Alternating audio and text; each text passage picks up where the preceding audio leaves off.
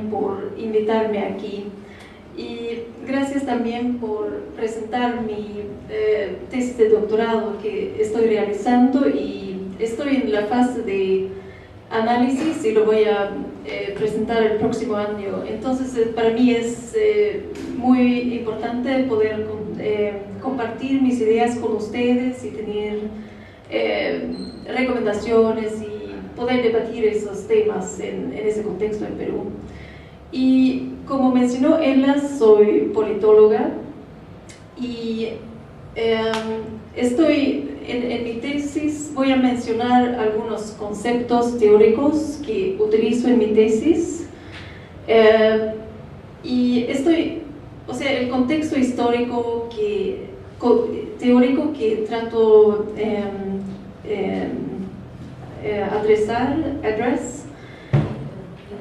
dirigir, disculpa, es las democracias incompletas y débiles hoy día en América Latina. O sea, Manuel Garetón, entre otros, ha sostenido que la democratización política en América Latina ha creado democracias incompletas, con enclaves autoritarios y instituciones representativas incompletas y deficientes, y actores sociales que desconfían de la democracia. Y se han utilizado muchos conceptos para denominar esos regímenes democráticas como autoritarismo subnacional, democracia delegativa de Guillermo O'Donnell, autoritarismo electoral y neopluralismo. Y si podemos cambiar. Y Philip Oxon, por ejemplo, que utiliza el término neopluralismo y lo define como una forma, un modo de incorporación política a la inclusión social centrado en el mercado. Y hay diversas, el aspecto pluralístico de esa forma de incorporación es que existen varias formas de participación, muchas veces a nivel local, un enfoque a formas de participación.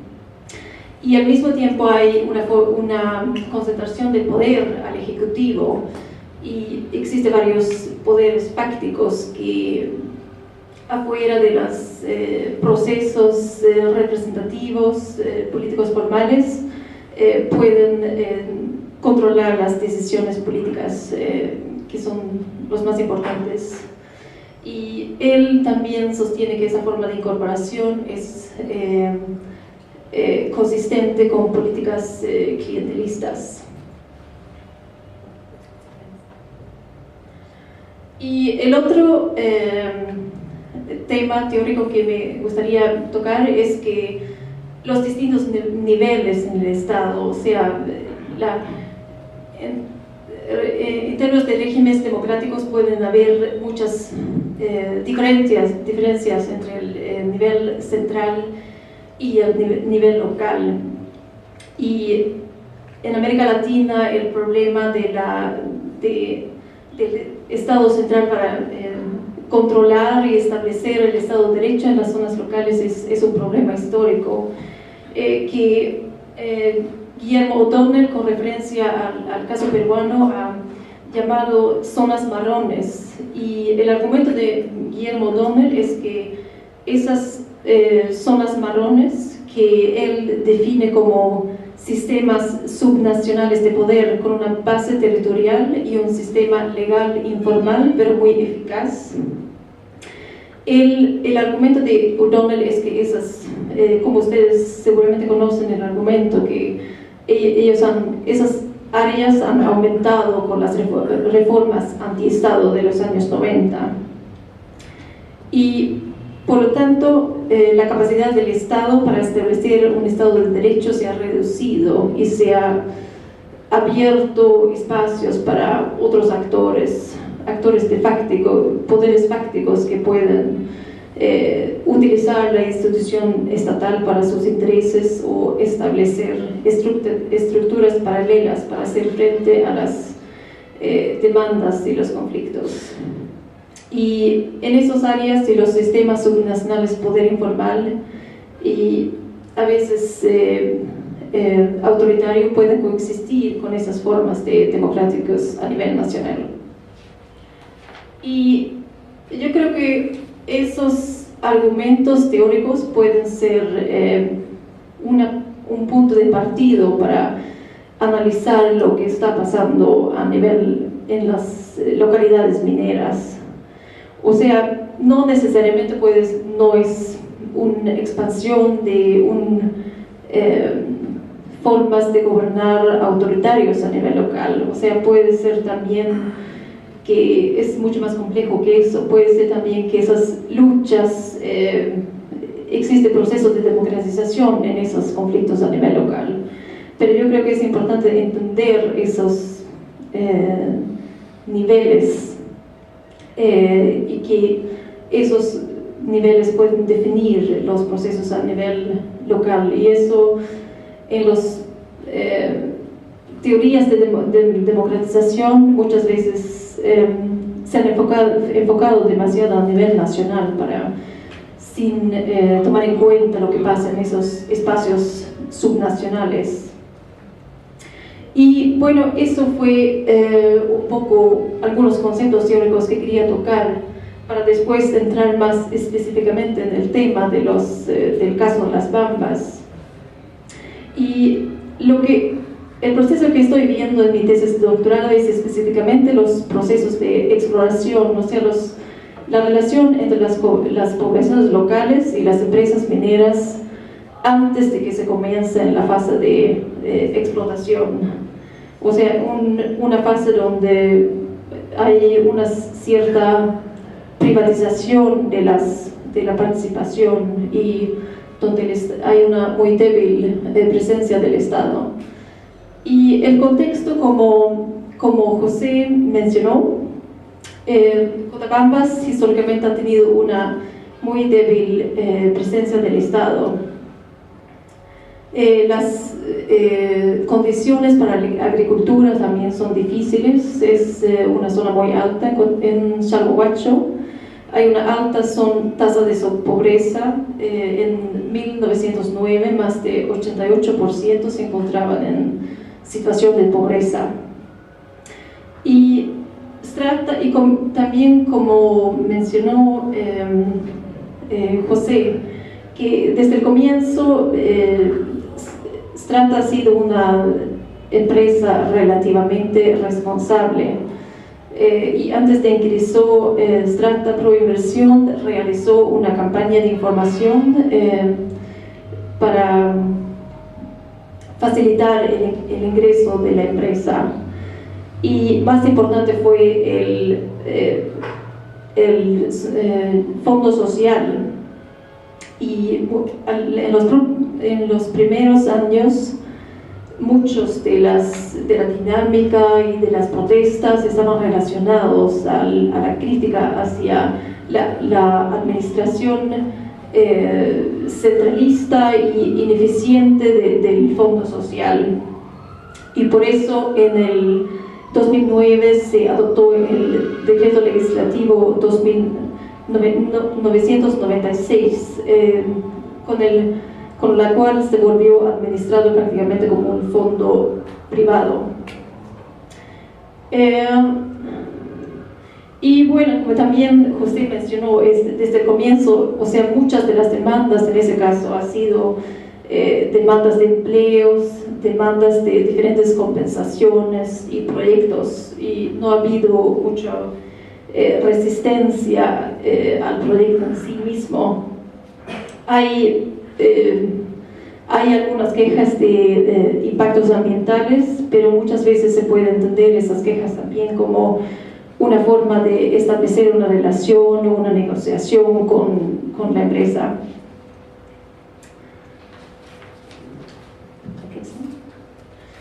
Y bueno, voy a comentar un poco sobre las organizaciones sociales y cómo ellos han sido afectados por esa relación con la empresa. Como José también mencionó, el tejido social, las organizaciones es históricamente muy débiles.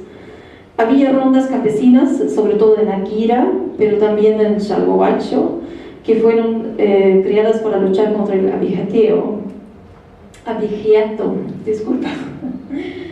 Existía también una federación a nivel provincial cuando ingresó Strata, pero a nivel distrital no se creó formalmente hasta en el año 2008-2009.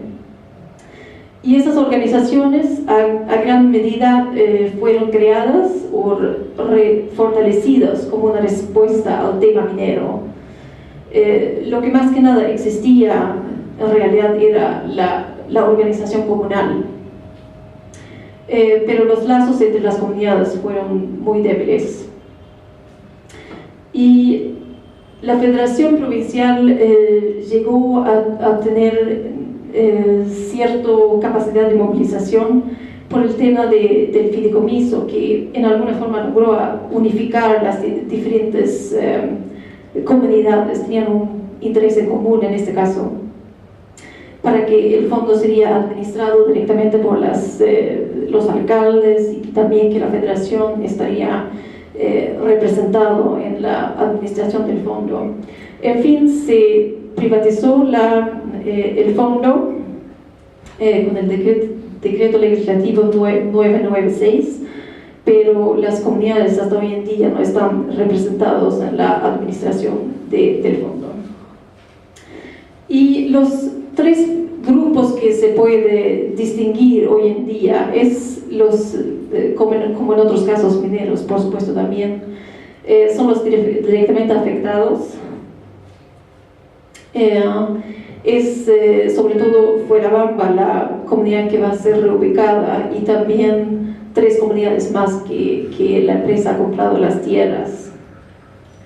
Y después el nuevo centro urbano que ha surgido en Chalhuacho, y después las comunidades altas que han sido mayormente excluidos de los beneficios del proyecto. Entonces voy a tratar de presentar un poco la dinámica y la relación entre esos 3 grupos que me parece importante para entender la capacidad de acción colectiva de los comunidades campesinas en Cotabambas.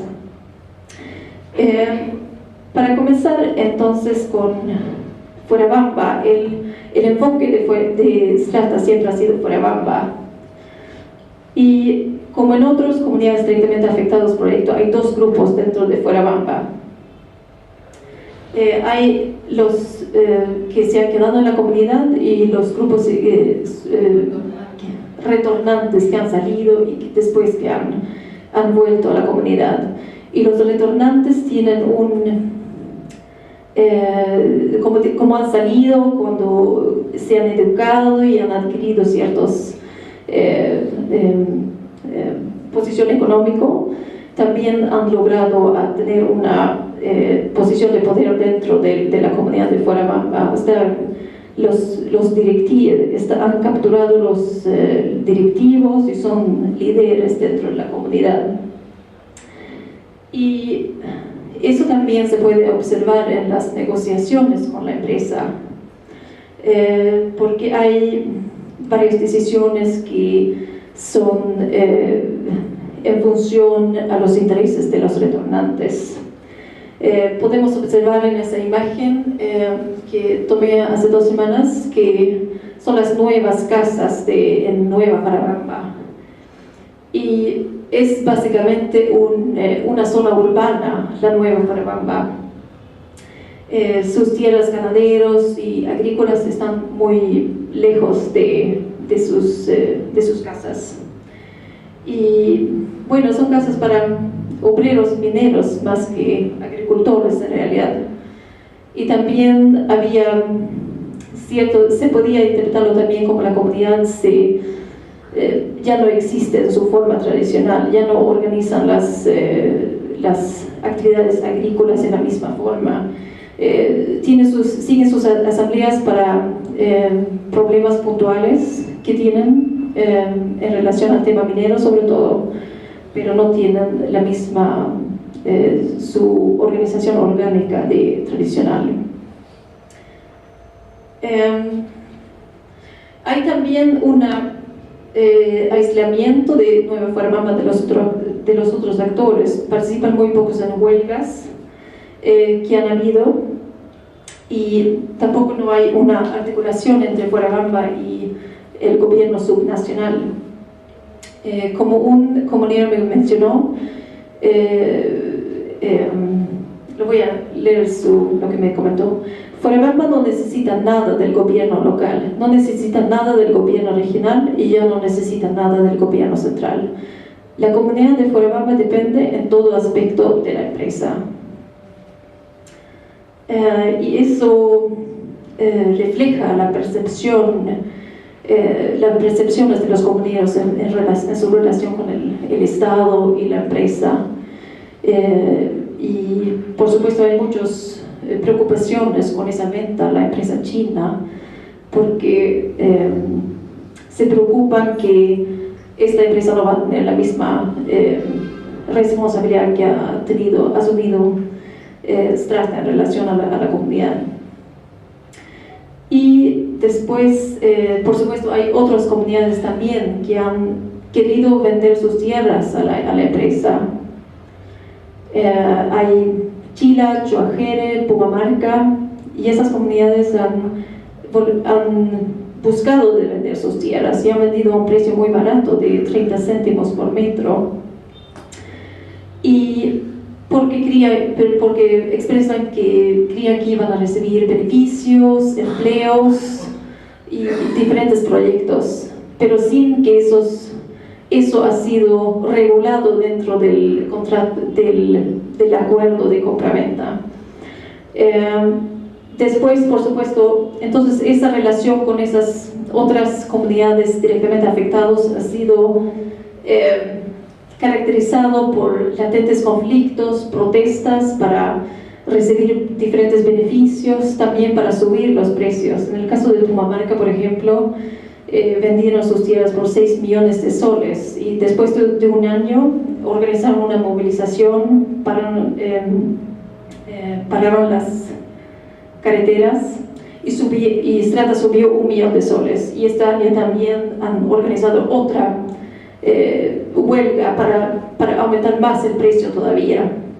Entonces eso refleja esa dinámica que puedo observar que existe, de latentes conflictos, negociaciones permanentes, pero esas demandas generalmente son muy puntuales, cortoplacistas, y son de parte de comunidades o pequeños grupos que no están conectados a una agenda política o visión de desarrollo más amplio.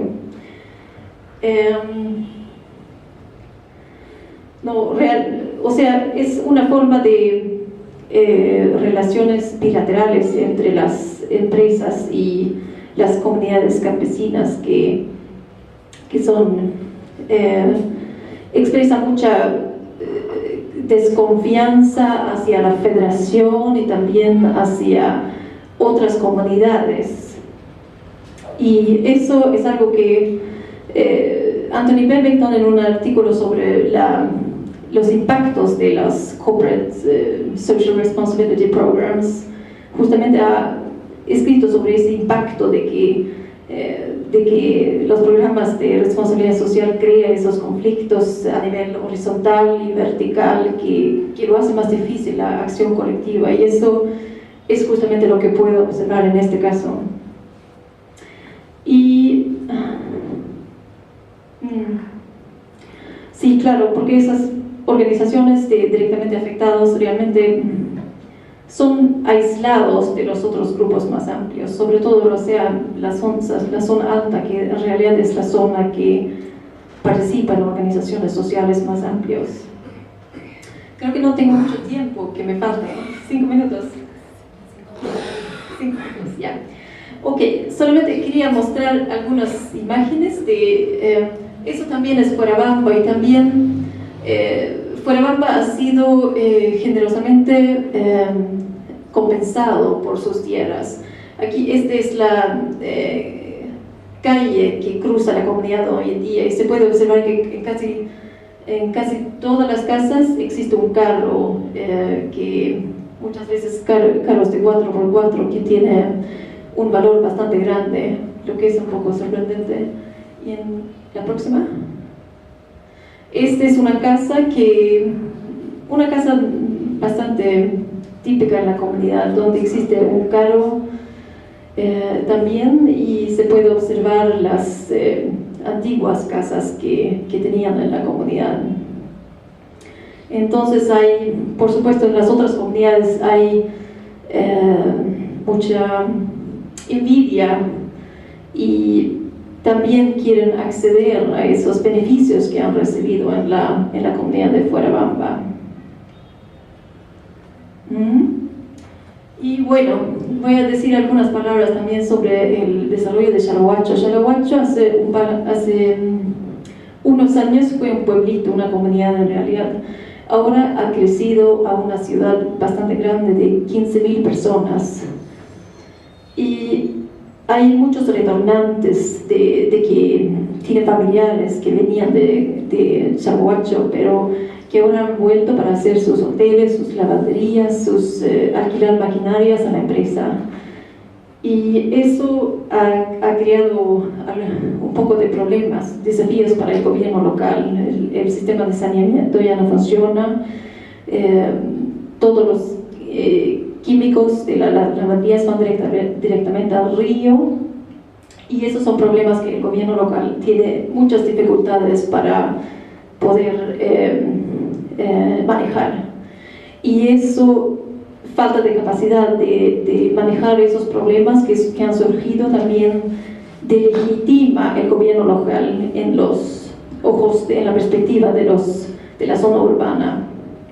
Hay constantemente quejas de que el gobierno local no asume el papel que debe asumir, aunque hay muchos desafíos con una urbanización tan rápida en unos años nomás.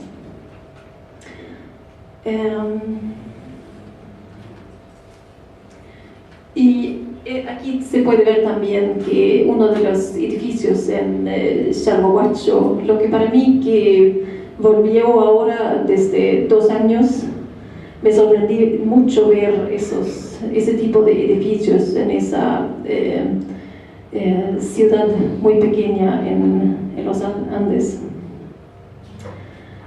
Y bueno, voy a decir algunas palabras más de la zona alta. En realidad es el grupo que menos ha beneficiado del proyecto. Tienen unos grupos de trabajo rotativo y unos proyectos, pero más que nada perciben los impactos negativos del proyecto, como el alto costo de productos, por ejemplo.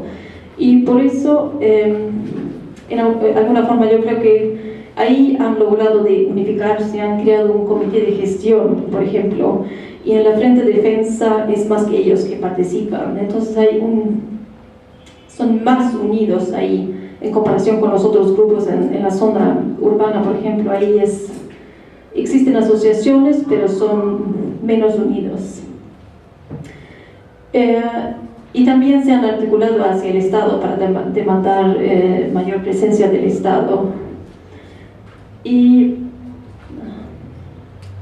en cambio, en la zona urbana y la zona directamente afectada expresan mucho menos confianza hacia el Estado, y se articulan mucho más directamente hacia la empresa en comparación con esa zona alta. Al mismo tiempo, me parece que en la zona alta también sus respuestas, sus demandas son muy puntuales. No es que existe una propuesta a largo plazo, difícilmente se le puede considerar como un actor consolidado y unido. Y también quizás es mucho de demandar en ese contexto histórico de un tejido social muy débil.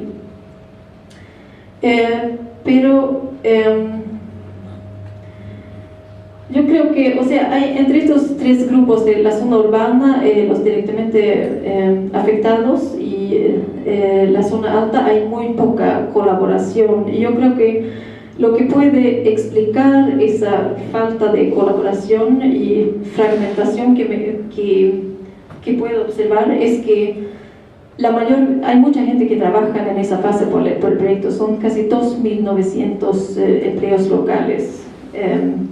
Y eso hace que la gente tienda a competir por esos empleos y por los beneficios que pueden conseguir a través de la empresa. Es natural, es por loyalidad hacia la empresa o también por falta de tiempo que les impiden de participar en acciones colectivas cuando un grupo menor están protestando por una cuestión. Y también hay varios dirigentes que anteriormente han sido muy críticos hacia la empresa que ahora trabajan por él mismo, como el presidente de la federación a nivel provincial, por ejemplo.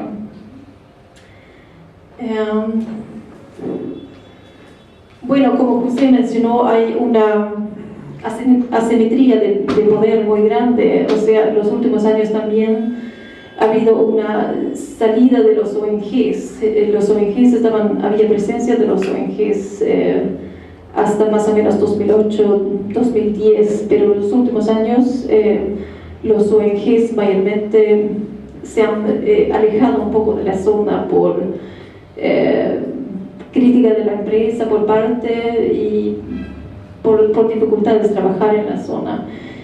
Y eso por supuesto crea una concentración de poder más grande a la empresa todavía. Y bueno, para decir algunas palabras para concluir, en términos de incentivos para la acción colectiva, en esa fase hay muy pocas estructuras institucionalizadas para canalizar las demandas y influenciar el desarrollo local. Los gobiernos locales han sido demasiado débiles para asumir ese papel en ese proceso. Y en ese sentido también me parece interesante porque, o sea, lo que mencioné al comienzo con las zonas marrones que O'Donnell menciona, que crea ese tipo de formas privatizadas de regulación de conflictos sociales que pueden afectar negativamente a la ciudadanía, las capacidad de colección, acción colectiva y los derechos de los ciudadanos, específicamente los más marginalizados. Y en el caso de las Bambas podemos observar que, o sea, mi conclusión para concluir es que los principios y los incentivos basados en el mercado han llegado a definir la actividad organizativa y acciones de la sociedad civil pueden ser vistos en la actualidad como el resultado de cálculos de comunidades separados de grupos menores o también individuales. Algunos grupos que han conseguido han logrado un poder económico, pero no un poder político, digamos, y ese sobre todo Fuerabamba y algunos empresarios en la zona urbana. Bueno, mi tiempo está terminando y muchas gracias.